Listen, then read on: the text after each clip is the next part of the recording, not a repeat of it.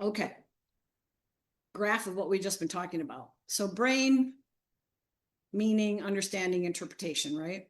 So I get sensory data, I get thinking or cognitive language, executive functioning, and so on data. How I feel, my affective responses are less cognitive, but still affect what I ultimately decide this means. And then what am I going to do with it in terms of behavior? So that intersection of all of those things is our brain creating meaning and understanding that then, like if I decide this is upsetting, it's going to affect affect, which is going to change how I feel. So I should have arrows going both directions to all of these because it goes in and then it goes back out after I interpret to the different areas that will help me decide what I'm going to do about it or what I think or whatever. So hopefully that's starting to make sense. Another way to think about what we've been talking about is sensory processing, and then all of that stuff that we think of as cognition, which is information processing, creates an accurate or inaccurate meaning and understanding. And you could argue accurate versus inaccurate according to who, and I would agree with you. So, and what we tend to default to is if most of us think this is what it means, that's what's accurate, right? And because you're different than most of us, you're inaccurate. And I am encouraging you to reframe that to different instead of accurate, inaccurate. But for sake of my model, we either have this or that according to the group consensus, if you will. And then that will influence my response that will be judged as appropriate or inappropriate by the group consensus, if you will.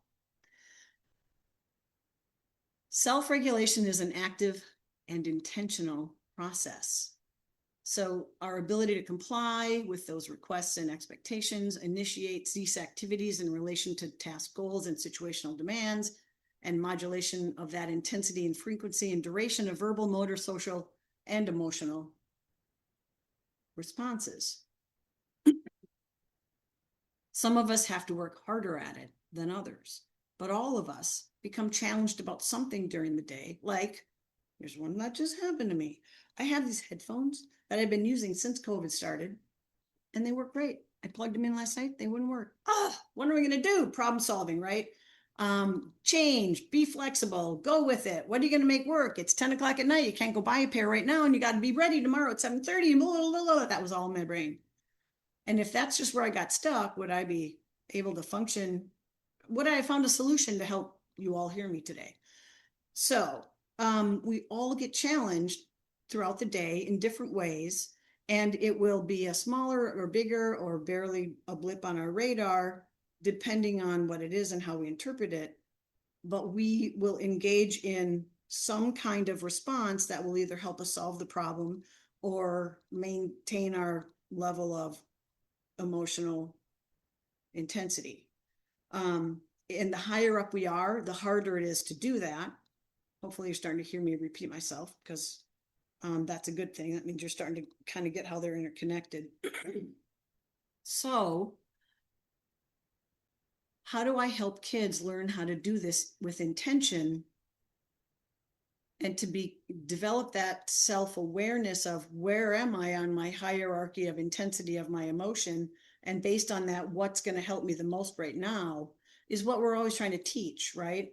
But in order for me to adequately have a chance to help kids do that, I first have to have a better understanding of what they're having trouble processing, what the triggers are, and how they interpret those. And then choices. I talk about what are the options. Okay. But it doesn't happen in a vacuum. But the bigger the challenges, the more frequent the challenges, those are things that will increase the difficulty of me accessing the ability to stay self-regulated. And that's universal. Okay.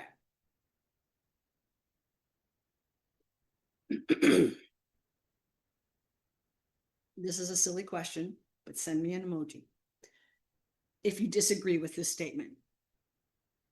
I intentionally set kids up to be dysregulated every day.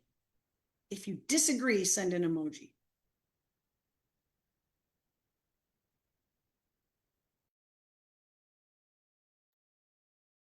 I'm hoping to see 2,700 emojis. Not that I'm counting. All right. I disagree with that statement too. Here's a better, more challenging question. How many of you think without intention and awareness, you have no intention or awareness, how many of you believe you do set kids up to become dysregulated? Without intention and without awareness. And that's a difficult one. If you don't have awareness, then how do you know you're doing it? I agree. But how many of you think that's possible and or probable? And I like all of the emojis again, because I agree with you. Okay, so that's the setup. So I'm going to talk about that for a little bit. Because if I can, and I still set kids up without intention all the time. Okay, so our goal isn't to never do it. Our goal, well, obviously it is, but it's not a reasonable goal. So when you fail at it, don't be too hard on yourself. But when you recognize you failed at it, what do I do next? And can I start to recognize it more often? This is our goal. So when we adults set expectations upon those around us who we are raising and teaching and caring about based on chronological age rather than developmental age and or skills, we are setting them up to fail. And we do it all the time without knowing. So because math is my least strong academic skill, I used a math equation. Expectation based on age plus delayed or disordered development equals failure. E plus D equals F. Don't I sound smart making math equations? Ugh. Anyway, but that's what I mean by that. So normal developmental models, we have lots of them, don't we? When should a kid walk? When should they have 2 words? When should they this? When should they that? And they go all the way throughout our lifetime. Like menopause is a developmental stage. And on that, there are many things that us women can expect, most of which are unfortunately not enjoyable. And so on. And, cognitive decline with aging and so on. These are all, you could find a developmental model for all these different skills throughout your life. Science-based, okay? But normal developmental models create unrealistic expectations for those who have delayed disordered development. Unrealistic expectations create a higher likelihood of failure because I'm trying to meet the expectation, I can't.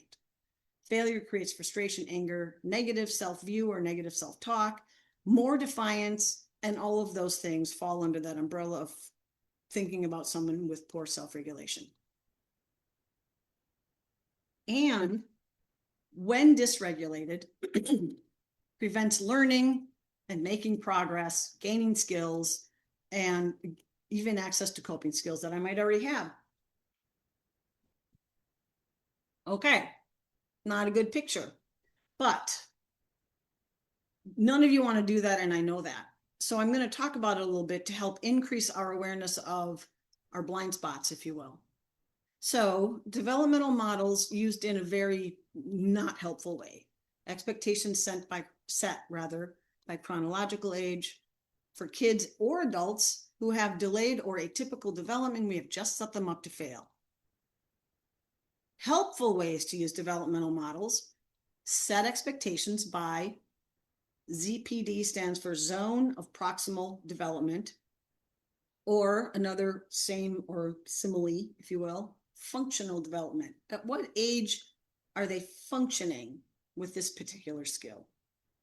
Meaning, based on normal development, what is this skill equivalent to in age? Like if they're not talking yet and they're 5, or let's say they have 50 words, they're functioning language wise at around 1.5 to 2 years old. That's an example. So how do I adjust my expectation to match that functional age rather than their chronological age? Developmental models used to set those expectations based on that is very helpful. Providing just right challenges increases success, decreases frustration, and gives access to learning and gaining skills. Helpful way to use them. And we forget to do that very easily without realizing we've done it. So zone of proximal development is Lev Vygotsky's work. And it was really research he did about education settings, access to learning, and so forth. But it really applies to all things that we're learning. So student can, or child, or person can is over here. And then person can't, meaning this is a skill they can't even begin to think they're going to access yet. Okay. And then obviously we want people to get over here. This area where the circles overlap is the zone of proximal development. This is the sweet spot of where learning takes place the most robustly. Okay. So the skill is something that is developing and I need help with it. I can't yet do it by myself. Walking. When babies are born, we would not expect them to be able to stand up and do this with their feet and their legs, right? They have a reflex that makes them tighten their legs if you put them on their feet, which is a reflex that helps their muscles start to get strong enough to eventually walk a couple years later, or a year later. So at the very beginning, newborn to a couple months, standing them on our legs maybe, or they'll, on the floor, but we're holding them and we don't expect them to hold themselves up. We're relying on that reflex. And that starts to grow into them pulling themselves up on furniture and hanging on. And then they start to kind of walk around hanging on to furniture.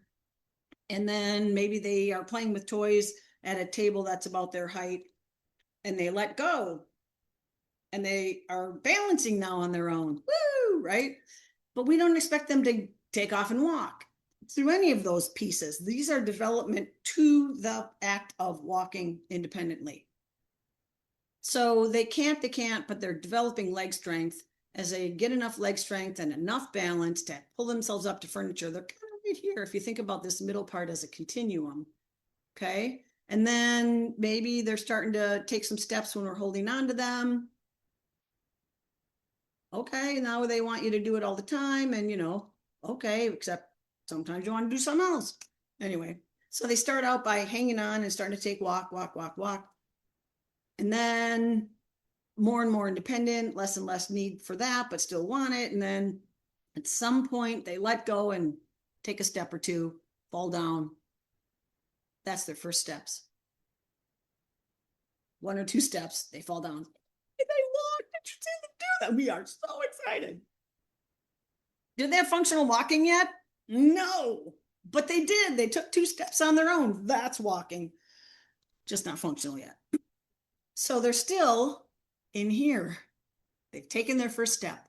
Now they're going to get stronger and stronger and take more and more and more steps. They're still going to be switching between crawling and walking. And once they stop interspersing crawling, most of the time, now we're going to call them a walker. Okay, those are all steps. But if at any point during that process, we just go, we'll just walk. And if they don't, we think they failed. You see a problem with that, right? And that's the kind of thing we're talking about, is how can we become more conscious of what is a reasonable amount of help, not too much, not too little, right? Too much means they don't continue to develop because we're taking care of it for them. Where's the motivation to continue challenging myself? Too little, and then we're frustrating them and they're failing too much. So that's the challenge. How do we stay here as much as possible when we're talking about the expectations we're placing on kids throughout their day, socially, academically, focus, organization, writing, understanding directions, following directions, tolerating the direction, all these different things that we place as expectations, and we should be, on kids. But we want to be in the zone of proximal development when we do it, because if we are expecting something that they're here with, we've set them up to fail. If we're setting it here, we're not challenging them. and they'll probably not develop as quickly, or they'll just stay right in that spot. And I get kids in where parents are doing either side of this overlapping circles. And it's a different process depending on which side I'm erring on. And we've all erred on either one of those sides multiple times, many times. And we continue to, and we will continue to. We just want to raise our awareness so we can figure it out more often and adjust. So his theory really talks about this learning and gaining skills happening through those interactions with our environment. So what are the expectations, and how do we in the environment, could be friends, could be adults, could be intentional, could just be how a social interaction happens, help me learn and make a mistake and learn from it and try something different and so on. But it isn't just because I got a day older. It's how did I interact with that environment? What did I take from it? Learn from it. We develop through our learning and experience. Tasks that are just out of reach and are supported in order to accomplish them are what foster learning and then eventual development of an independent skill. And hopefully that just makes total sense to all of you. But we want to be, so just right challenge, functional development, zone of proximal development. These are all things that we're talking about. We want to be here. Okay, so we want to always be evaluating. And what can make this really challenging, especially when we're talking about executive functioning skills, is some days they have access and some days they don't have access. And that's confusing, even to them, like, well, why can't I do this yesterday, but today I can't. They just know today they can't. In fact, sometimes the days they have access, they get surprised, and then sometimes they get scared, like, shoot, if I do this today, they're going to expect me to do it every day, and I'm pretty sure I can't do it every day, so I better stop doing it right now, or they're just going to think I can do it. Like, do we ever say things like, well, you did it yesterday, what is going on today? I know you can do this, you've done it before, right? I know you can do this, I've done it before, is a very invalidating statement to a kid who can't do it right now. Because even if they did it before, if they aren't doing it now, something's going on that's making it hard. Could it just be I'm an extra irritated human being today? Absolutely. But it doesn't make it less true that right now I don't have access. So what I say instead is, wow, something's going on today that's making this really hard. Which is different than saying you've done it before, I know you can do it.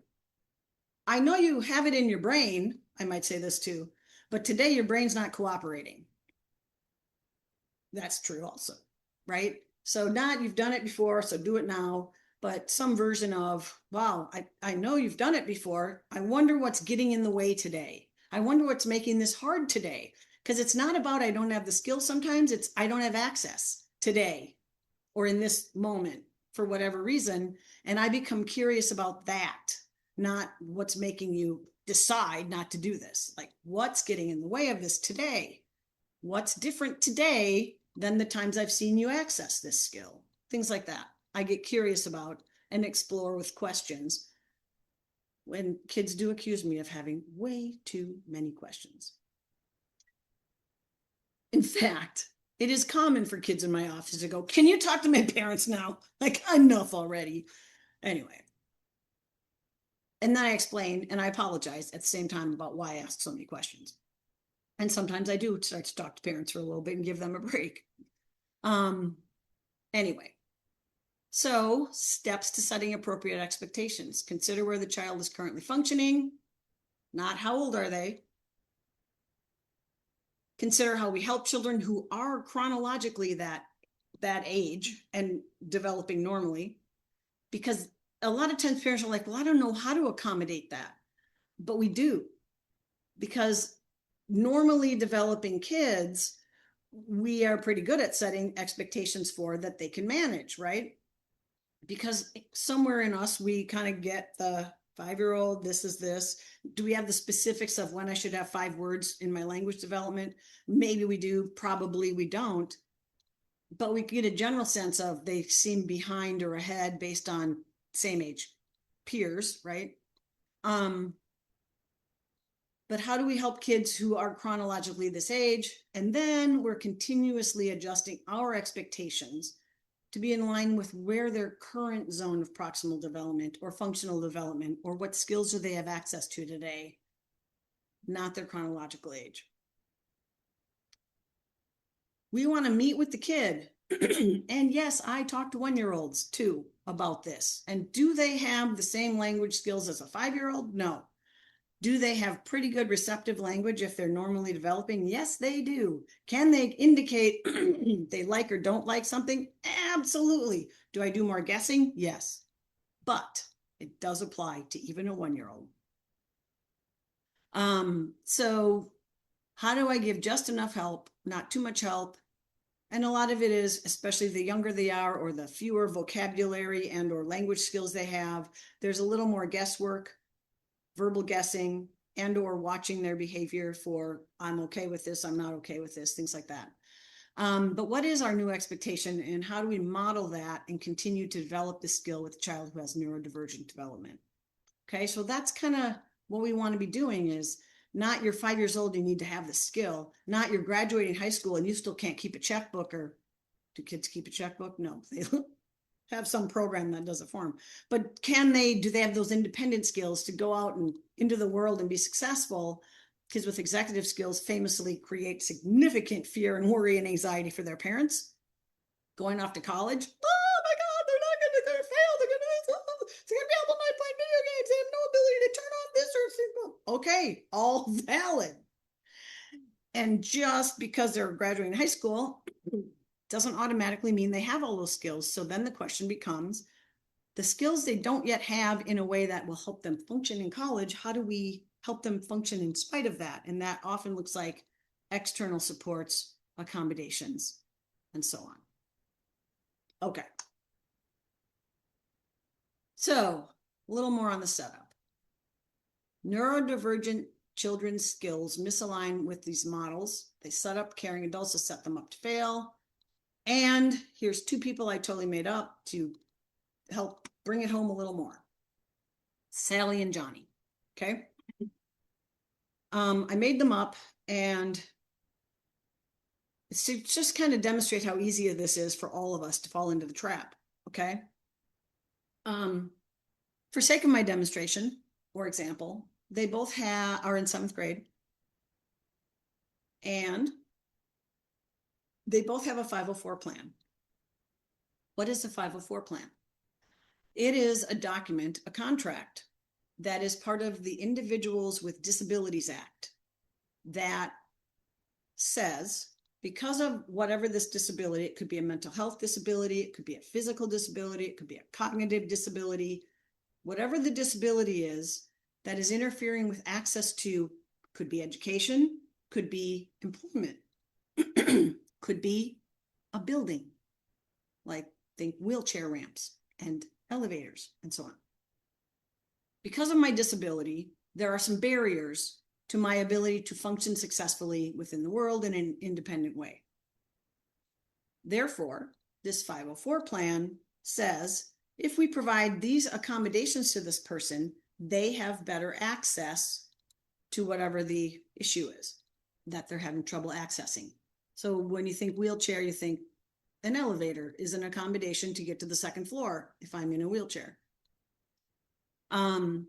If I don't have the ability to hear, an accommodation is I learned sign language as a way to have language and communicate with other people who know sign language at the very least, right? Many people who are hearing impaired also get really good at charades type communication, the nonverbal ways of communicating an idea to a hearing person who doesn't know sign language. They get really good at it. And us hearing people have to work really hard at taking that information and trying to accurately interpret it, right? So those are just a couple examples. Those are accommodations. So when we're talking about a 504 plan for school, it provides accommodation without changing the curriculum. Okay, and that's an important distinction from what we call an IEP, which stands for Individual Education Plan, also a legal contract. But to qualify for an IEP is more complex and has goals that the school has said, this is an area of need, and here's how we're going to help improve this skill through some intervention we're going to provide. And we're going to have a goal and then objectives, and we're going to measure it every 3 months, I believe, and to make sure we're making progress. It's a whole plan about how we're going to help this skill improve, versus a 504 plan, which is we're going to help work around this deficit so they still have access to the goal, if you will. Okay, so that's the difference. Most IEPs have a section, well, they all have the section in the back, which they call accommodations, which you could say that's the IEP's part, that's the 504 plan part. Not literally, but they're synonymous to each other. The accommodation section on an IEP, you could just take that and turn it into a 504 plan if all the goals on the IEP have been met. They don't need an IEP anymore, but you still think they need the accommodations. You'd then turn that into a 504 plan. Okay, so an IEP is more complex, but they're both legal documents that are legally binding. Meaning, if I'm an employee and I need, let's say I'm hearing impaired again, and I'm communicating with people on the phone ever, I have to have access to the TTY programming, which is somebody who will type the verbal my verbalizations into something that person can read, and then they type back and I read that, right? That's an accommodation. And if the employer says, well, if you can't do it like a hearing person would, we're going to fire you, they're in legal trouble, because there is a way for them to access that skill through an accommodation. Anyway, so that's a 504 plan. So Johnny and Sally both have one for different needs. Sally's reason for her 504 plan is she has a spinal cord injury. She's paralyzed from the waist down. Okay. So her 504 plan includes things like access to an elevator, extra passing time between classes, gym, she's not expected to run the 600-yard dash or other things that would require using her legs. And she's given alternative activities to do during gym class that are within her ability to do that. Okay. Johnny has a 504 plan, and his disability is in the executive functioning domain of the world. Okay. And I'm using executive functioning, a couple reasons. One, because a lot of times that is what's going on. But also I have this handy dandy developmental model that comes from the book Executive Skills in Children and Adolescents that give you age ranges. And if you're typically developing in your executive functioning skills, some of the tasks and things you'd expect somebody to be able to do independently by this age range. Okay. And it's not the full list. It's just a couple example bullet points from that developmental model. If you want the full one, it's in that book. But we're going to use this model when thinking about Johnny. Okay. So he's in 7th grade, which is over here. And he's got executive skills impairments. So one of the things we expect at school is being able to organize his own homework and keep track of what it is, right? And follow a complex school schedule and so forth. And one of the things Johnny's really struggling with right now is homework. You know any 7th graders with executive skills impairments who have trouble with homework, completing their homework on a timely basis? You know a lot if you work in an education setting or you're raising a kid with executive skills impairments. So this is not always true, but in my example, it's true. And when it's not true, it is more complex. I agree, but it doesn't mean therefore we have no options. It means it's more complex. But Johnny's family, his parents, are every day checking in with him about homework, helping him know if he's got missing work, helping him complete the stuff he brings home. And he's got a lot of missing work and he's failing most of his classes in spite of all of that parent effort. So parents are frustrated. Johnny's frustrated. And he's failing or getting D's in most of his classes with, average ability. If he would just get his homework done, he'd get A's and B's. So parents come to the 504 meeting frustrated, saying, come on, school. If you just tell us Johnny's homework, we'll make sure he gets it done and then he won't be failing. Does anyone ever go to a 504 meeting and hear that from a parent? Ever? Send an emoji if you ever do. If that's a common something that comes up in a 504 meeting for kids with executive skills impairments. And how often, in response to that frustration and request by parents, does somebody who's very well-meaning in the meeting say something like, well, Johnny's in 7th grade. He should be able to keep his own planner and know what his homework is. Ever hear that in response in a 504 meeting from a well-meaning person from the school? It's common, very common. Okay. Thank you for sending emojis and validating me. Has a system for organized homework and being able to carry out and plan long-term projects and get things done. Johnny's in 7th grade. He should be able to do this. It's based on normal development. Okay. I'll come back to Johnny. Just let that kind of brew in your brain for a little bit while I go to Sally. Sally's in 7th grade. She's got a spinal cord injury. She's paralyzed from the waist down. And she has accommodations like access to the elevator, extra passing time, so on, that I talked about a minute ago. And this takes a little bit of willingness to think about something really different that it'll be very conflictual in your brain, but you ready? There's scientific evidence that you have read and are aware of that informs you, so you're not being a smart aleck, this is to you fact, that if Sally were to engage in working on walking, she would be able to. Okay? So she has to work on it a little bit, but she could access it if she just strengthened her legs and did a little practice, like think PT or something like that. So if she wanted to bad enough, there's an avenue to get to ability to walk. If that's accurate, do you agree if we never encourage Sally to do those steps to get toward that ability to eventually walk, that if we just keep telling her, you don't need to do that, just stay in your chair, you'll be fine, that we're doing her a disservice? How many of you believe that to be true? If there is truly a way to get to walking, if she were to engage in those steps and practice, she could get there, but we tell her don't, that would not be us having Sally's best interest in mind. I'm glad a lot of you agree with me, because I agree. I mean, that's true. If it's possible and we don't encourage her to find that road, we're not helping her reach her full potential. We're helping her stay where she's at, right? Okay. So that's me. I'm her teacher.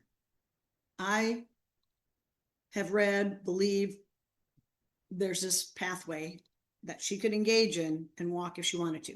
Now, what's not perfect about my example is a lot of the things I'm going to talk about as her teacher would not be things that are in my line of what I should be engaging in as her teacher. But just for sake of my example, I hope you can let that part go and just pay attention to the other parts. So I believe she could walk if she wants to. As you listen, I want you to know the truth, which is she has a spinal cord injury and there is no pathway that we know of medically so far. Okay, so her legs aren't going to work with what we have currently available for technology and healing spinal cords. But I believe she can, and that there's a path, and I'm her teacher. All right, so she's in my class, and my classroom is at the top of the stairs, and the class she has right before mine is at the bottom of the stairs. But the elevator's way over there, other side of the school, okay? Hence the extra passing time. But I believe if Sally would engage in this path to walking, she could eventually take the stairs like everybody else, and I notice she's not trying. at that at all. And I mentioned that, Sally, Sally, your life would be a lot easier if you'd get up and walk. And when I say things like that to her, she looks at me like I'm the dumbest person in the world and says, well, I can't, so shut up and leave me alone, or whatever other sassy things seventh graders might come up with when you frustrate them. But I persist because I believe Sally has a misperception of her own capabilities. And that does happen, not about necessarily this example, but kids sometimes have more skills than they believe they have, right? Sometimes that is a roadblock.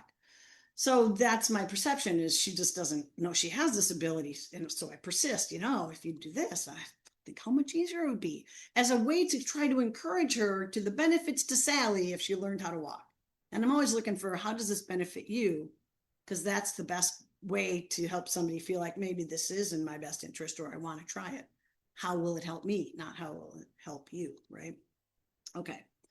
So I persist, and she keeps looking at me like I'm dumb and saying that I'm dumb. And I perceive that to be resistance, lack of motivation, maybe disrespect, maybe all three, and so forth.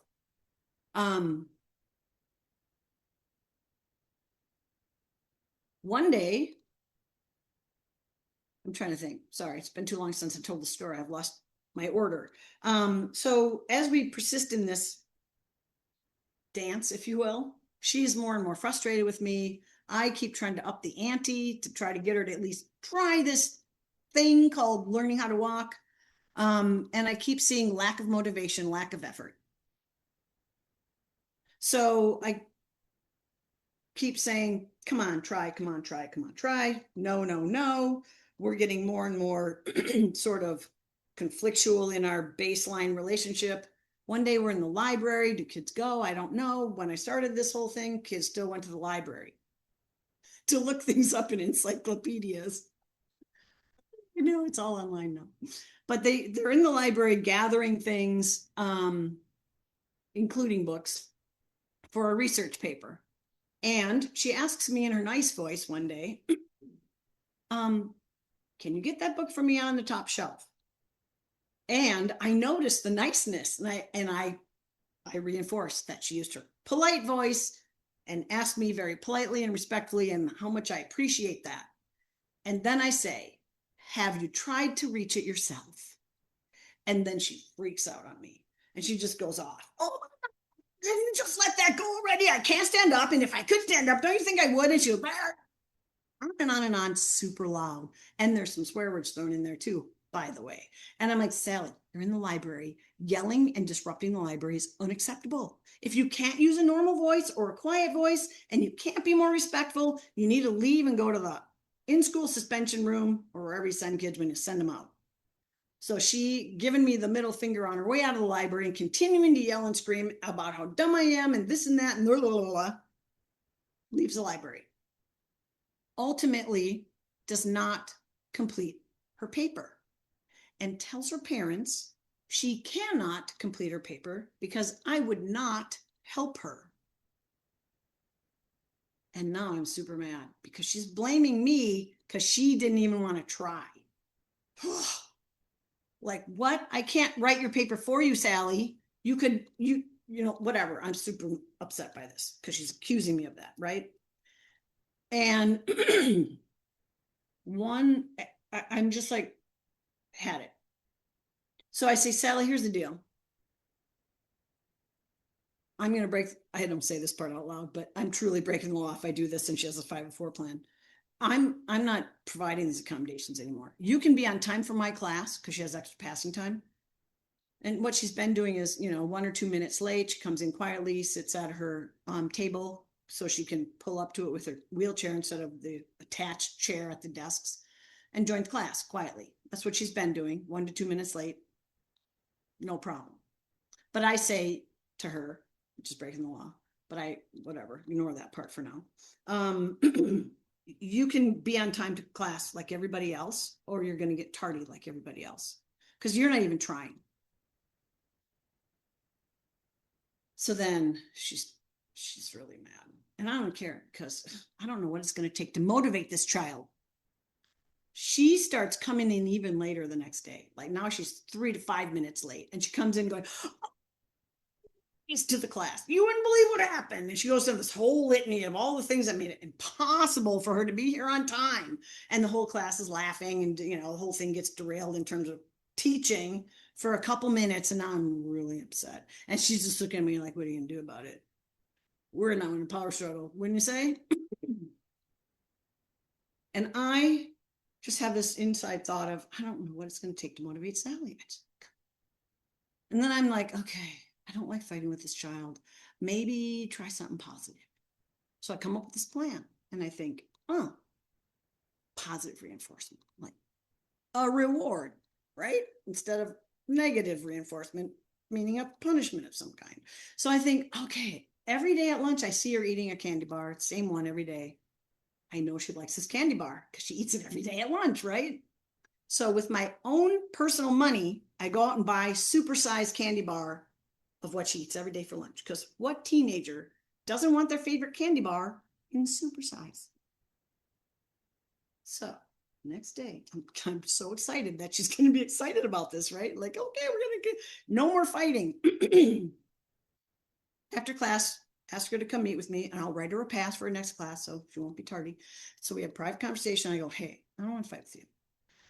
I just am trying to help you here. And this walking thing, I feel like if you could tackle it, it would go a lot better. So I bought this candy bar.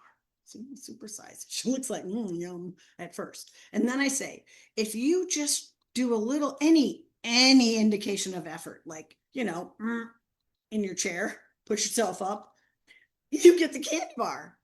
And, this is actually something physically she could do, right? But she's like, she's excited. And then as soon as she hears that, she starts freaking out and yelling and calling me all the names she's been calling me forever that just totally are disrespectful. And oh my God, don't you know sugar addiction is real? It's an epidemic in this country. It contributes to all kinds of health problems. And I can't believe you would poison me with such terrible, terrible stuff. And I'm like, you eat this candy bar every day at lunch. I see you. Oh my God. Like I'm the dumbest person in the world. I don't know who you're looking at, lady, but that is definitely not me. Sugar is poison. And you are trying to kill me or something, right? Now she's a liar on top of everything else I'm already thinking.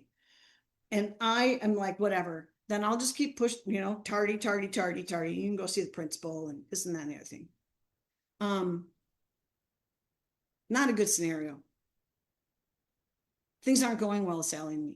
My perception, because perception is what I have for information, right? My perception is she's unmotivated and defiant and disrespectful and doesn't want to help herself. My response to that is, I can't help her then. And sometimes that statement can be true in different circumstances. In this circumstance, how many of you believe I am wrong? Send an emoji if you think how I'm handling Sally is unhelpful. She's mad. She's telling me I'm dumb. She's telling me, no, I can't do that. Well, if you're not going to help me, then I'm going to fail and it's your fault. She's doing all these things. And my responses to those things are not helpful. I'm glad to see a lot of emojis coming up. Would any of you, I mean, she is being disrespectful. Some people are like, she is being disrespectful. Yes, she is. I agree with you. She is saying very disrespectful, mean things to me. And I am not verbally being disrespectful to her.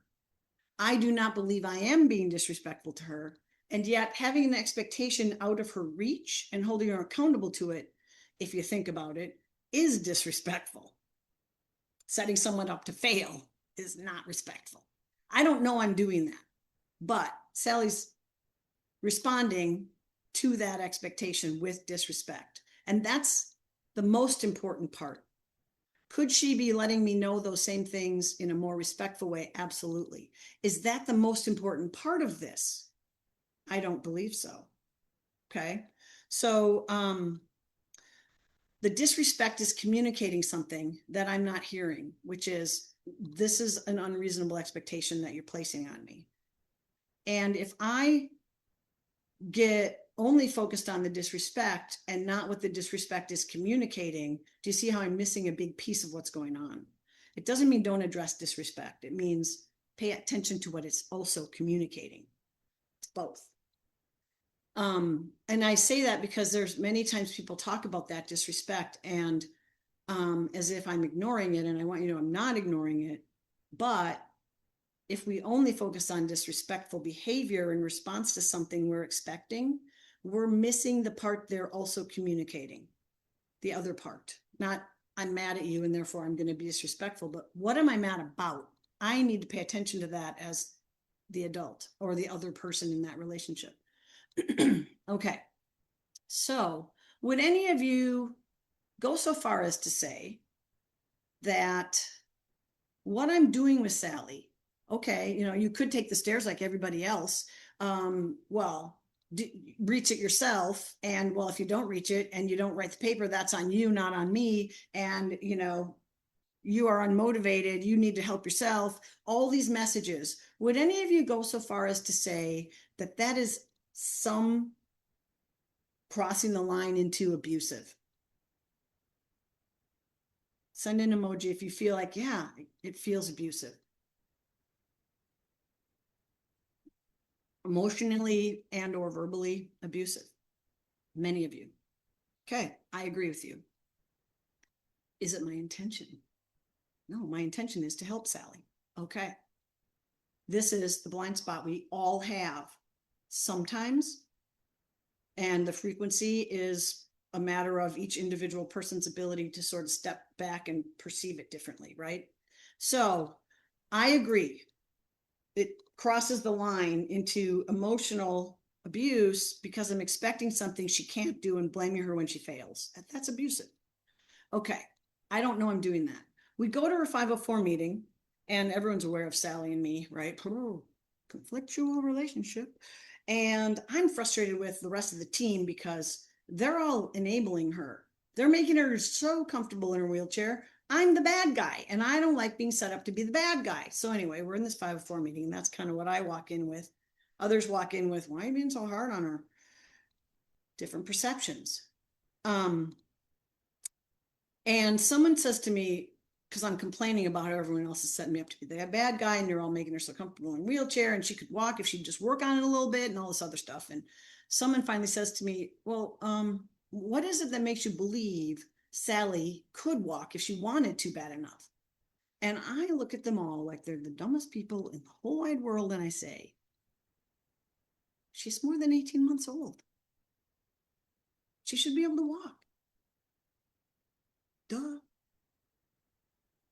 How many of you believe that statement has anything to do with Sally? Anyone? And yet, do you agree? I like the laughing, crying emojis. Like, oh, that's ridiculous. Okay, but it is based in science, is it not? Normally developing children are walking by 18 months or they're way behind and we are paying attention. Most kids walk around 1 year old, within a month or two of that. That's where the vast majority of kids begin walking. Some are a little earlier than that. Some are a little later than that. But if they're later than even 15 months, or they don't look close by 12 months, like maybe they just started crawling on their first birthday, we're already paying attention because they're already behind with motor skill development. But by 18 months, if they're not walking, there's attention being paid to that developmentally and medically. Okay. So my assumption, she's more than 18 months old, she should be able to walk, is based in normal development. And it is science backed. Am I making an accurate, reasonable assumption based on science as it has to do with Sally? I agree I am not. But what led me there? Chronological age plus delayed or disordered development equals failure. Chronological age based on normal development and expectation equals success, which is Sally. She's the delayed or disordered development. She has a spinal cord injury. Her legs don't communicate with her brain. And until we bridge that gap that's causing that communication not to happen, she doesn't have access to moving her legs. Period. Therefore, a normal developmental model applied to Sally's motor skills that have anything to do with her legs does not apply to Sally because she does not have normal development. Make sense? Okay, hopefully. Let's go back to Johnny. But do you see how easy that can happen? Okay, that's an example with something that's obvious to the rest of us. But what I want you to pay attention to in that Sally piece of this story is recognizing and hearing some of the message we give to kids who are neurodivergent. And then they respond like Sally did. But when Sally was responding with all of that,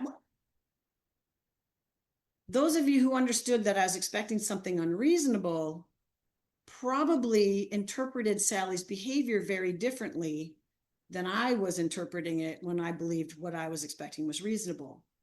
I believed she was being defiant for defiant's sake. She was unmotivated. She didn't care. You were interpreting some version of, she can't do that. Quit making her feel bad about not being able to do that. Maybe you felt protective of Sally. Maybe you were saying, you go, girl. Because do you agree Sally was doing a lot of self-advocacy, even though it was disrespectful? She was saying, I can't. You're dumb. You're making me do something I can't do. She was doing some version of self-advocacy. Granted, sloppy, messy, defiantly, but self-advocacy, right? Okay, so you interpreted her behavior differently than I was. Go back to Johnny. Johnny's in 7th grade. He has a neurodivergent thing called executive skills disorder. Could be ADHD, could be brain tumor, there's many reasons for executive skills impairments that are not ADHD is my point. So it might be ADHD, it might be many other things, okay? But an executive impairment, and one of the areas that he is struggling in is organizing and knowing what his homework is and executing, finishing, and completing it in a timely manner, and or remembering to hand it in once it's done. It could be any or all of those problems. Johnny's in 7th grade, should be able to keep his own planner. And when Johnny responds with similar defiance, refusal, and failure that Sally responded with, how often do we perceive it to be a motivation problem for the Johnnies of the world? How often do we perceive it to be a choice Johnny is actively deciding and hold him accountable in a similar way to me starting to mark Sally tardy because she can't get to class on time because she refuses to take the stairs like everybody else. Johnny has a planner. He brings it home every day. It's hardly ever written in. Parents are just asking, can someone fill in the list? That's all parents are asking. And someone says, well, he should be able to fill it in himself. Well, if he was normally developing in 7th grade and he wasn't, then we'd say, what's going on? Because, yep, he's got the skill. Well, in theory, if he's got the skill, he would do it. Maybe he has a skill and there's a different reason he's not doing it. But we got to explore that, right? So I want you to hear the things I was saying to Sally as echoes of the things and the messages we give kids who have processing differences that we aren't accurately, fully understanding in terms of their daily functioning and what they have access to and what they don't have access to. And their dysregulated responses are a response to a stressor and an expectation that they don't feel they can successfully achieve. Okay, and there's emotional reasons for that. There's cognitive reasons. There's many multiple layers of possible reasons, right? But it can't versus it won't. And the Johnnies of the world are getting these messages from the world all the time, from their peers, from their teacher, from their parents, from their siblings, from themselves, and so on. Okay. So that's the first thing. We have to wrap our head around, okay, if they're failing, I've got to explore what's making it hard to succeed. What's making it hard? And how do we adults or other caring humans, if we're talking about an adult, right? How do we provide the support rather than how do we get them to do this thing they can't do? Okay. So, hopefully that's making sense. Then, so we back away and go, Johnny's in 7th grade. If he was normally developing, right, he would do this thing. But with Sally, the idea that she could walk because she's more than 18 months old not only has nothing to do with what is reasonable or reality about Sally's situation, it sets us up to set her up. Just like, well, Johnny's got an executive skills impairment. And therefore, there's something going on in his brain that makes this process really hard. And there's a myriad of possible reasons. So we got to now talk to Johnny, but oftentimes we'll just, as a adult team, go, well, what do you think? Blah, blah, blah. And parents have decided the solution is give me the list and we'll make sure Johnny gets it done. And if he's forgetting to hand it in, we'll email it to you so you get a hold of it. And would that solve the problem of missing work and failing? Probably. But is it teaching Johnny a skill? No. And do we know what's getting in the way? No. So we got to ask Johnny, what's up with your plan? What's making it hard for you to keep track of your homework, complete it, and turn it in on time? I mean, what's going on? First of all, that's many steps. Could be the problem right there. But we got to ask. And some of the common things I hear from kids are, if I write it in my planner, my mom will make me do it. Okay, they don't usually offer that one. I will ask that because sometimes that is what's going on. And if it is, and they ask it, they'll just kind of look at you like, like maybe. But it could be, these are the things I've heard. I don't have time, or I forget, takes me too much time. I don't know what to write in my planner. So how do I come to know what the list is? Sometimes I can't go from looking at it on the board, keeping it in my brain long enough to make it come out my hand. Sometimes I have trouble visually organizing it on the page. There's so many things, but any of those things make it take longer, and we don't have enough time between classes, and or it's too frustrating, so forget it. Another one that sometimes kids say is whatever the accommodation we're providing is socially embarrassing. So in the planner, having a paper planner in today's technological world is for dorks. Like, I look like a nerd when I do that, and I don't want to look like a nerd. Do kids ever tell you a social reason why they're not going to use an accommodation? And do you ever say, well, too bad you need it, so you better do it, or you're choosing to fail? Well, if I told you the only way you could succeed in school was to show up every day in your underwear and have everybody laugh at you, but then you would get A's in school. I know it's ridiculous, but you can relate to being embarrassed if you had to show up to school in your underwear. Would you do it or would you fail? I would fail. Am I choosing to fail? Absolutely. Do I want to fail? No. Okay, so don't expect kids to endure feeling socially horrified and then do an accommodation. We got to come up with accommodations that they feel positive about. Like, this does actually help me, and it doesn't make me feel dumb or embarrassed in front of my peers. Okay. Asking Johnny, what's up with your planner? If Johnny says, I'm having trouble copying, looking up here, and then translating it down here, that's a visual motor working memory hiccup in my brain. There's many parts that could be, but I'm not going to rehab that right now as his general ed teacher. I'm going to work around it. But if I'm his OT, I'm going to work on skills to develop that brain pathway, right? So it depends on what your role is in his life, whether you're going to work around it or you're going to work on developing the skill. But right now it's getting in my way of success in general ed. And I might, as a teacher, refer to an OT eval to get that looked at, right? But it's not my job to rehab that. It's my job to help him get the homework in his planner, if that's the barrier we're working on. So you ask Johnny, is there a way for us, because the ultimate goal is getting information to parents and Johnny so he can get his homework done at home. Maybe Johnny says, I write in it, but I miss stuff and I don't mean to, or I don't have time, or I forget. And then I try to remember, and then I don't remember everything. So he's trying really hard to remember the list, but he forgets, whatever. How can we get the list home to your mom and dad so you and your mom and dad can make sure you're getting your homework done? And a kid gave this idea to me a long time ago when cell phones were still flip phones and we were still learning that they had a camera, us adults. It was a while ago. But I thought he was the most intelligent, brilliant child in the whole wide world when he said this to me. I could take a picture of what the teacher wrote on the board and text it to my parents. And I looked at him, I go, you can do that? I mean, today we all know you can do that. But back then, kids knew that, we adults didn't yet.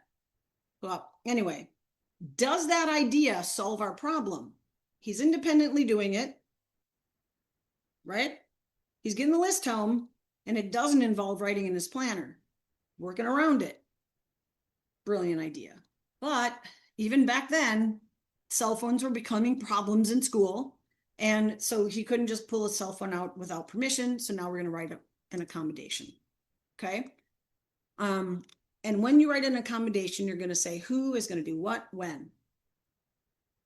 Who? Johnny. What? Take a picture of the homework on the board and text it to his parents when. Decide. Beginning or end of class, right? Weasel clause would be, this is just me, that I made that part up. This is, whoops, this is what you truly want a legal accommodation to have. And many of them are missing a part or too vague or end with the words as needed. And now in a legal sense, they say nothing, but you need to say who's going to do what when in a very clear, concise way.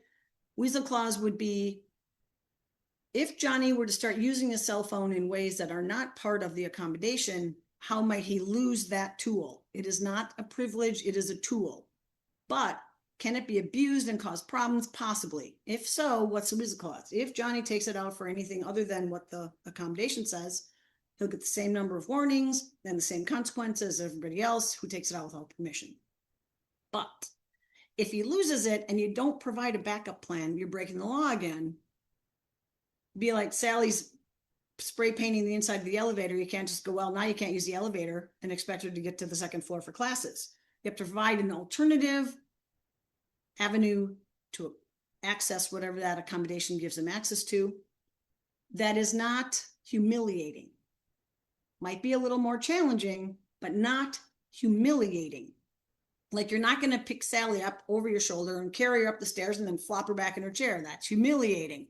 But what's an alternative way? And maybe there isn't. Maybe she has to use the elevator, but maybe an adult's going to supervise her. And she's also going to be a part of solving and resolving the mess she made. So she's going to help whoever the custodian that's going to clean, paint that mess up. She's going to help do that to whatever her physical ability allows. And she's going to have supervision until she regains trust using the elevator without supervision. That's the backup plan or the weasel clause for Sally. Johnny would be, if he uses his cell phone, he loses it, but there's an alternative way for while his cell phone is out of his possession to get the homework list to parents. Could be email, could be a phone call. How are we going to communicate that to the other teachers? I took it away. What's my job to communicate? And then once communicated, what is everybody's job to get that information to teachers is what the backup plan is going to say. So if you've got a kid who has an IEP or a 504 plan, I encourage you to look at what those statements are in the accommodations section of the IEP and or the 504 plan. Does it say who is going to do what when? Johnny will take a picture of his homework and text it to his parents at the end of each class period. Versus Johnny will take a picture, or it might just say there will be a picture of the homework sent to parents. But it doesn't say who's going to do it, when they're going to do it, and how they're going to do it, right? And many accommodations are written in that way. So if the who is a teacher or a para or some other school adult or the parents, well, no, not the parents. If it's a school person and you use their name, that seems reasonable, except when they're absent. Now, who's responsible for it? Technically, no one in a legal sense. So you want to use their job title. Classroom teacher, speech language pathologist, whoever the professional, what their job title is. When they're absent, there's a sub or a replacement who's stepping into that person's responsibilities for the day. And now it's their job when the person's absent because you've used the job title. And what are they going to do and when are they going to do it? So when we say the teacher will check in with the student periodically throughout the day, that's very vague. What does periodically mean? So it might, you'd want to be more specific, like once there's some work time on an assignment, teacher will check in with student to be sure they understand instructions and where to start or whatever there is they're dealing with. So it's at the end of explaining it to the whole class. Now the class is having some work time. I'm going to now check in specifically with you to make sure you've processed what it is and where to start and so on. That's very specific. If we say Johnny will take breaks as needed, who decides what's needed and when? Says nothing legally. Johnny will be allowed to take breaks when Johnny decides he needs one. That's more specific. Who's deciding it? Johnny. Who's deciding what's needed as needed? Johnny. If it's, well, the classroom teacher will decide when Johnny needs a break. First of all, I wouldn't recommend that because how does the teacher know? Johnny knows better. But if the teacher perceives he needs one, the teacher might ask and inquire, but ultimately Johnny gets to decide, do I need a break or don't I? And so on. And sometimes we need some parameters around how often or whatever, and that can be also included. But the who, what, when, important pieces of an accommodation. So you want to look for those as parents when you're writing accommodations. It doesn't mean change the accommodation. It just means, often it just means change some of the language so it's more specific. Okay.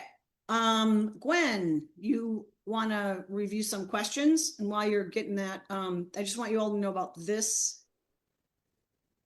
website, parentcenterhub.org/find-org-center/ is a place where you can go as a school person or a parent to get specific information about who is it in your state getting federal dollars to help parents advocate more effectively for their children in special education settings.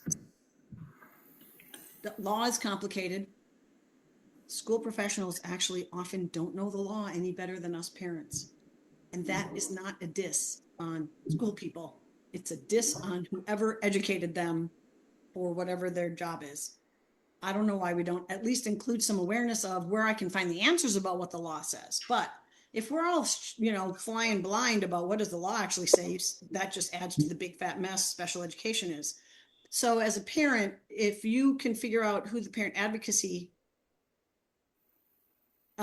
agency is in your state that is not part of the school district, independent of the school district, that's a place you can go and say, this is a challenge that's happening. What does the law say about it? You're going to find that your efforts help you make forward progress better than just saying, I think this needs to happen. You will learn ways to say it so it fits in the box of things that schools have to adhere to and so on. And it just makes the whole process more productive. It will stay messy and difficult, but it will be more productive. So, all right, questions. Okay, fabulous. I'm going to take us back to a couple things that were talked about at the beginning of the day. The first one, there were a couple of questions about the fawning response. For About what? example, the fawning response, like is that secondary fight, flight, What, fawn? fawning? Mm-hmm. It's talked about in the behavioral health world, some where people who've experienced trauma, typically from a parent or an authority figure, and they try to appease that person. So Oh, rather than fight or flight, it's more of that appeasement type of reaction. And somebody's asking how that might complicate diagnosis or differentiation when trying to understand sensory inputs and trauma. I can't answer the sensory piece of that question, but in terms of behavioral piece, if I'm doing that, I am trying to avoid the conflict and the consequence and the anger of the other person. And I would see that as a more an emotional way, internalizing, blaming myself. If I did it right, if I did it better, I'd stop being yelled at or abused by this person's reaction. So psychologically speaking, it's an internalizing response as opposed to an externalizing response. Okay. Yeah, people are commenting in the chat too that it's people pleasing essentially. So yes. Okay. Okay. Yeah. When counseling parents, of a child with defiant behaviors secondary to neurodiversity or sensory overwhelm, what might be an equivalent contract related to disrupting family life? You mentioned the contract earlier being not hurting themselves or others. So, what about if they are disrupting family life? What might Well, that look like? the safety contract is the same. Safety is safety, safety first, always. Um, so like if a kid says, leave me alone, and I know they're under my bed in my bedroom and there's nothing under there that's dangerous and they're going to come out when they're ready, I'm going to leave them alone like they told me to. I talk a lot about this tool that I call resetting with kids. That's their tool, no one else's, and no one can make them do it except them. I might say, would it give you some help? But I can't say you need to go reset. That because that makes it my tool, not their tool. But a lot of that retreating, being left alone until they're ready, is that act of resetting, letting my nervous system calm itself down until I get back into my thinking brain. Because when my emotions are this high, I'm doing emotion brain, which is not thinking and problem solving brain. So when they calm down enough, then rational thinking and problem solving can start. I'm giving you space until you're ready. It's not playtime. If you go and you start playing because you're avoiding picking up whatever, whatever direction, then that's a different problem, which we will talk about later. Okay. Similar question along those lines related to how you might approach a contract. This one is about kids who are empathetic, communicative, friendly, and social, but they have moments where they hurt their peers. Would you handle that contract any differently? Which contract? About saying kind of the I'll leave you alone as long as you're not hurting others or hurting yourself.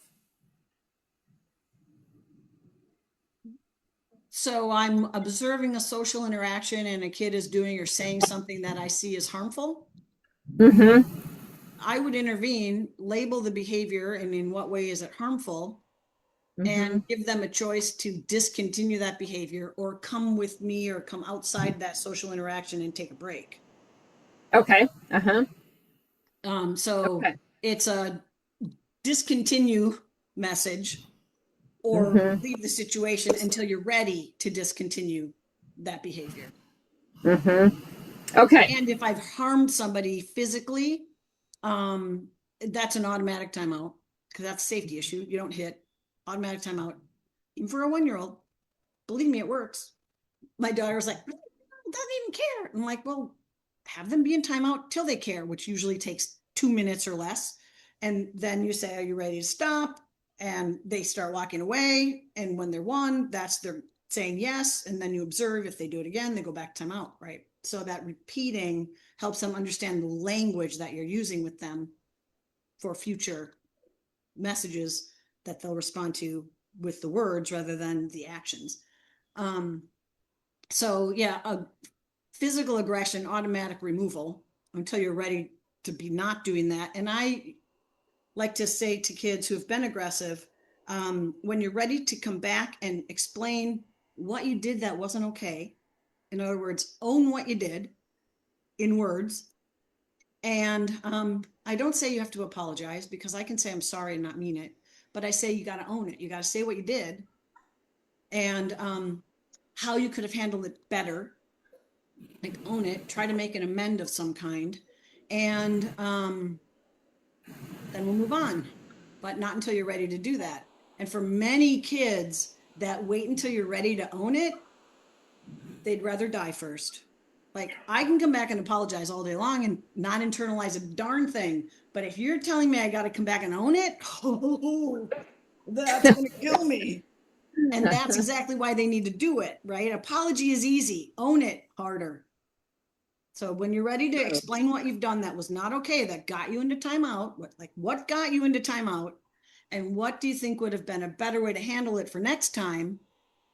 And in some cases, how can you make it up to this person? Like maybe I broke their toy. Well, how I make it up, maybe I try to repair it. If I'm a sibling, maybe I need to give them my toy that's just like their toy. Sometimes siblings all get the same toy or whatever. But making an amend And depending on the setting is going to really depend on what types of amend options you have. So you have to think about that for each setting. Like school teachers have fewer options, and I get that, but I can still own what I did. Hello and welcome back. I perused a little bit of what's being talked about in the chat on break, and I appreciate people's comments about don't want to shame kids, don't want to isolate them when that's not going to help them calm down, or foster shame, or that I'm a bad kid. None of that is what I'm advocating. So I appreciate people sharing those concerns. And I agree with you. So when I talk about timeout until you're ready, it's hopefully being communicated in a way that says, this is really hard for you right now. We're going to go over here until you're ready. And timeout doesn't mean I'm alone and isolated automatically, although that's typically what we think timeout is. So I appreciate people bringing that up as a concern. I talk with parents about timeout can be I'm in the same room. I'm just not part of the interaction until I'm ready and able to be able to do that successfully. So many kids don't like being isolated and they hate it, in fact. So I talk about another sort of contract, if you will, that you don't have to be in timeout in your bedroom or in a separate room than everybody else unless you continue to disrupt and interfere with people that are going to be in the same room with you. So maybe I'm just sitting on the stairs in the same room as everybody else, or maybe I'm sitting in a different chair. I'm just, away from the group physically. And I can rejoin when I perceive I'm ready. So I am welcome back as soon as. So I'm not, as the adult, deciding how long you're in timeout. I'm creating a criteria that helps me as the kid know when I'm ready. So I start to develop that insight of I'm only ready when I can manage this thing that caused a problem. So it's really the message needs to be from us adults. This is really hard for you right now, and you're being unsafe in some way. And I'm going to give you a verbal instruction that this behavior needs to end because it's harmful.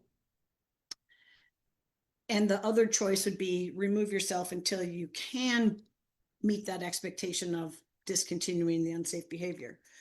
And it isn't because you're choosing to be bad and naughty. It's this is big and hard for you right now. So we're going to come over here and get ourselves together enough to come back and try again.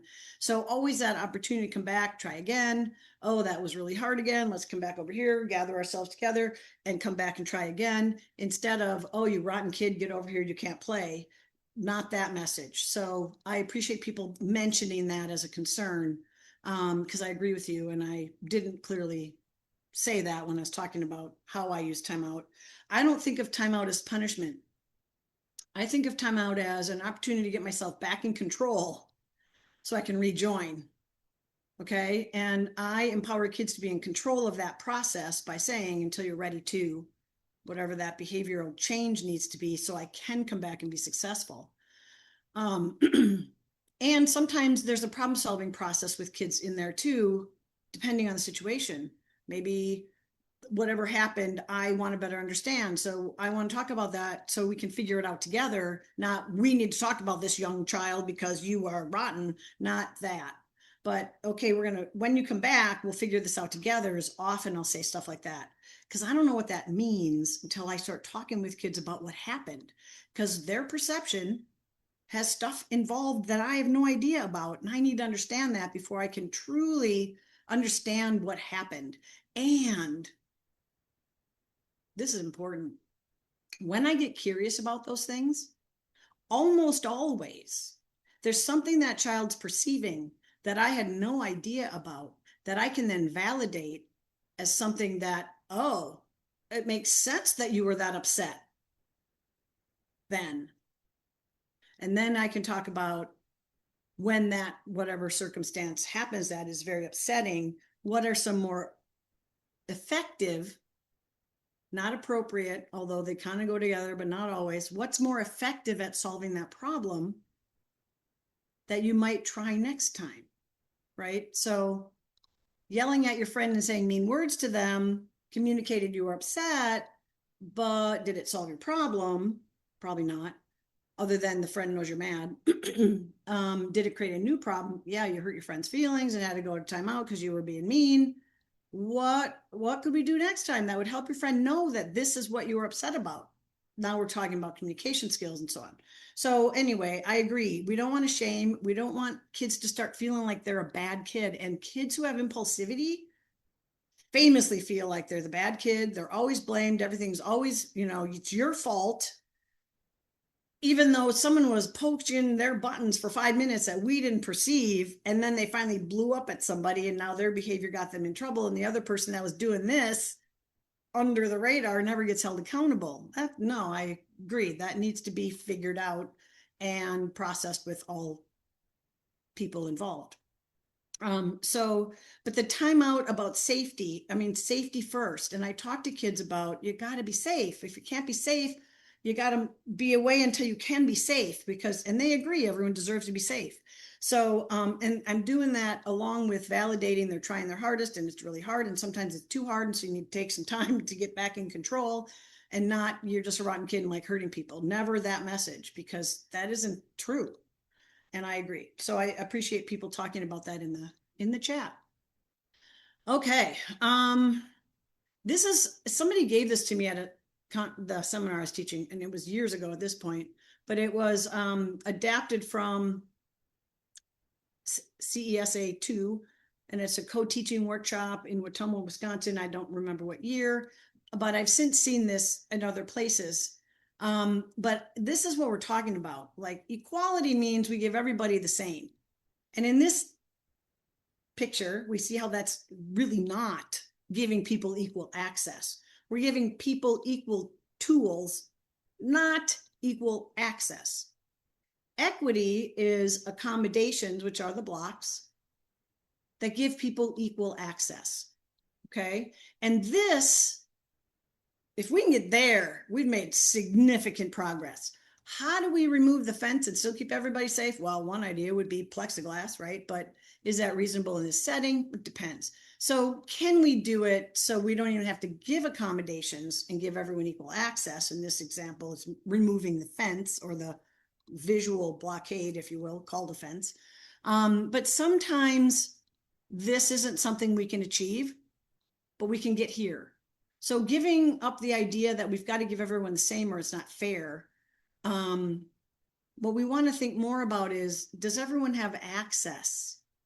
And if they need different tools to have access, is that unfair, or is that providing equal access? So not equal tools, but equal access is really what we want to frame it in terms of what we want to problem solve.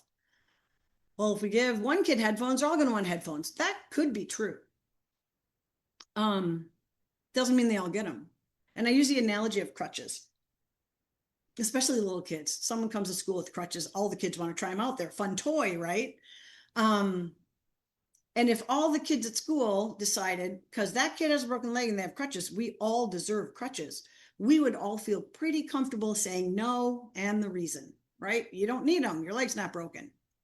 Well, I know you want headphones, but your brain works okay without headphones. This person's brain works better when they have headphones. Maybe they're just using them to block sound. Maybe the music helps regulate their thinking. Many kids with executive skills impairment, the rhythm of music helps regulate their brain's ability to synchronize with itself. Should we take that away? Probably not.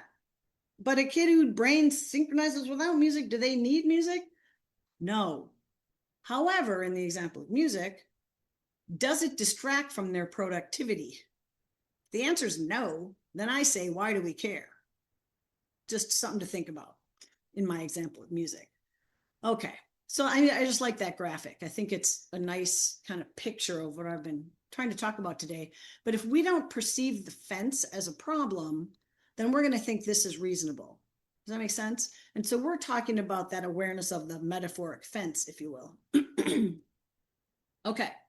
Another way, another sort of process that we, especially as educators, are taught pretty specifically is this idea of scaffolding, which is how do we break things into small enough parts to help in that zone of proximal development, that middle of those two overlapping circles, to gain those skills. very first thing you have to do is gain their interest. So kids with executive skills impairments who hate reading but love stories, there's many. Something about the act of them silently reading to themselves creates less ability to just enjoy the content of the story. But when they listen to a story, then they really get into it. Okay, so the thing that's breaking down is the act of them visually decoding a page of words and in taking that in as meaning and understanding and doing all the things with your brain that help you visualize and understand a story. Sometimes if they read out loud, that goes better, but many still know. But so maybe, and how many of you, when you're really interested in something, can read faster and longer because you're interested? Me, true. And if it's really new, arduous, not so interesting information, your reading rate slows way down. Maybe you have to read things more than once because there's lots of words you don't know. And it takes way longer and way more effort. Okay.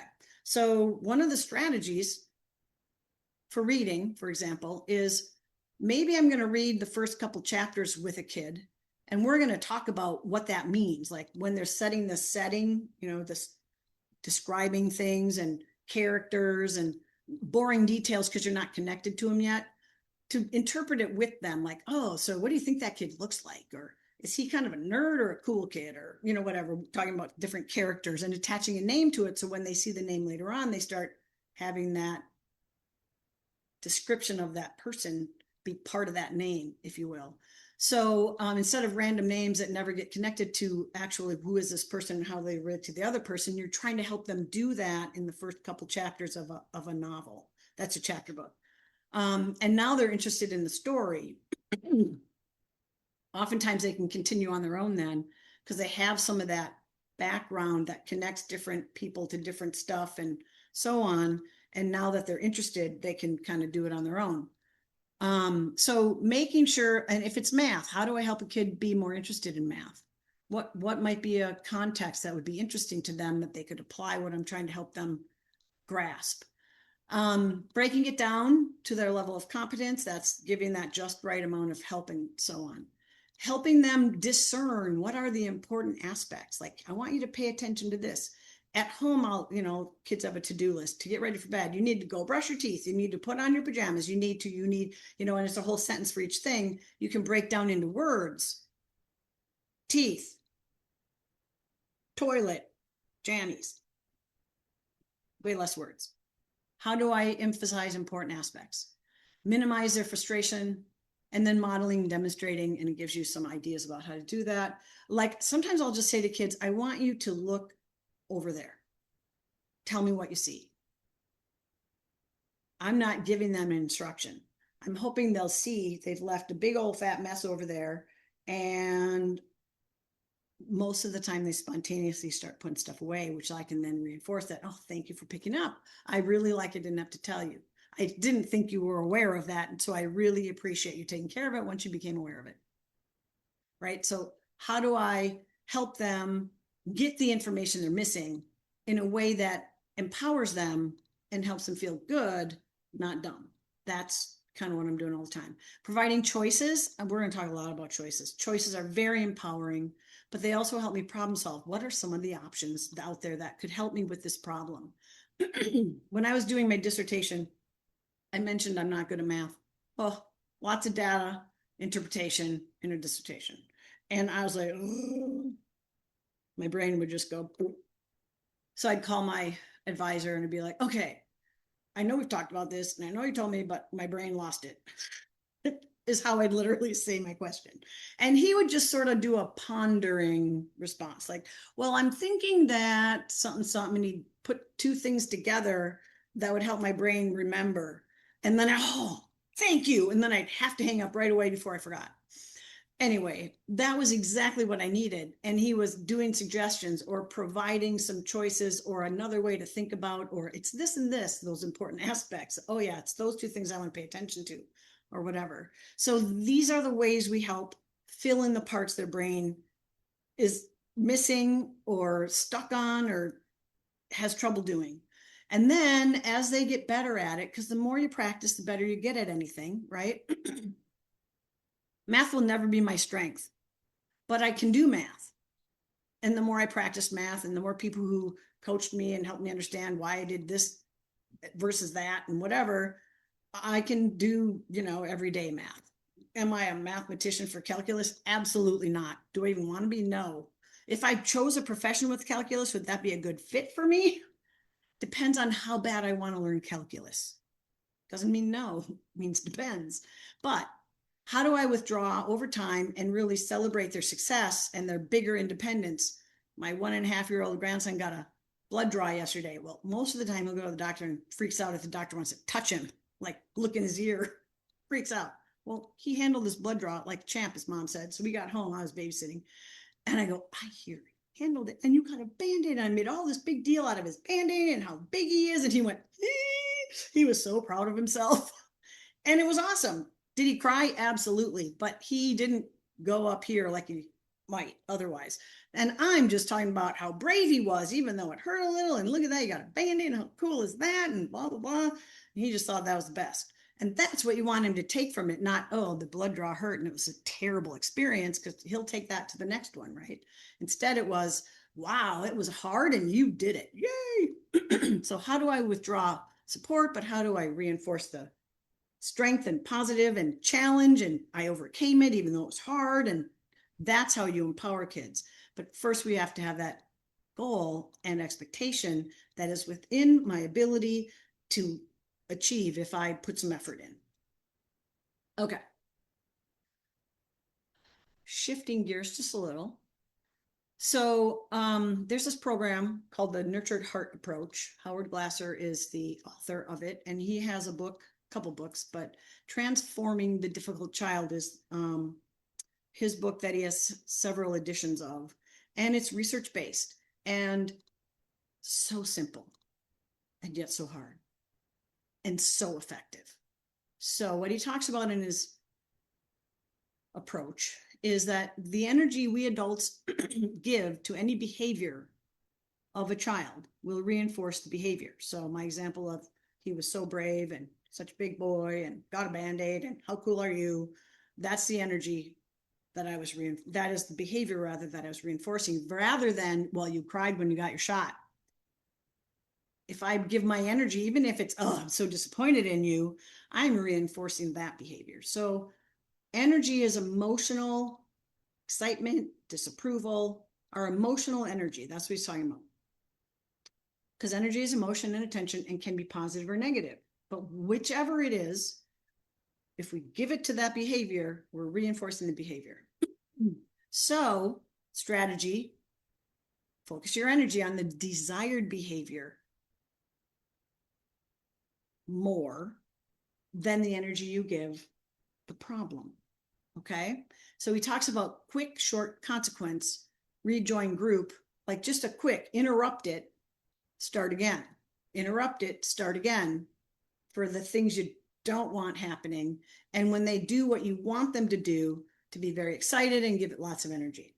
So the challenge is controlling your own emotional responses when you're mad and giving that less energy externally to the child than when they make the right choice. Like you give a direction, the kid ignores you and they've done it 100 times and you're mad at them now. And now you want to yell at them because they're ignoring you. I would say in your own brain, the policy is, I'm going to give you the direction. If you ignore me, I'm going to have a procedure. And here's my script. What was the direction? Deer in the headlights?